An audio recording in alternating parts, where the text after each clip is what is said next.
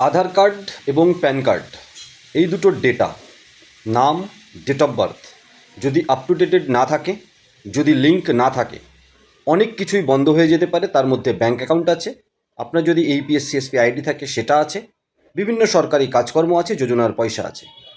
বন্ধুরা, আপনি ফ্রিতে করবেন নাকি 1075 টাকা খরচ করে করবেন, নাকি 125 টাকা খরচ করে করবেন, সেই নিয়ে আজকের ভিডিও। আধার প্যান লিঙ্ক যদি এখনও না করে থাকেন, আর আধার প্যান লিঙ্কের ক্ষেত্রে নাম, ডেট অফ বার্থ কিন্তু একই হতে হবে, না হলে 1000 টাকা ফাইন দিয়ে আপনাকে আধার প্যান লিঙ্ক করতে হবে এবং সেটা প্রায় প্রসেসে 1 মাস সময় লাগবে।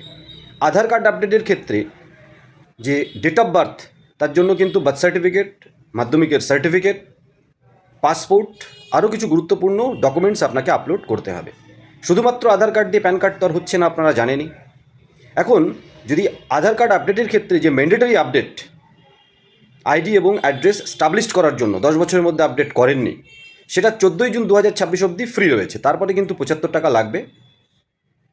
অন্য যে আধার আপডেট সেখানে 125 টাকা লাগতে পারে। ম্যান্ডেটরি 5 থেকে 17 বছর তাদের free of cost. Mobile number, email ID, address update করতে হলে 75 টাকা লাগবে। তো বন্ধুরা, এই ধরনের চার্জ দিয়ে আপনি করতে পারেন, কিন্তু করে নেবেন, কারণ আধার কার্ড, প্যান কার্ড এবং ইন ফিউচারে ভোটার কার্ড, রেশন কার্ডের সমস্ত ডেটা কিন্তু আপনাকে ম্যাচড হতে হবে।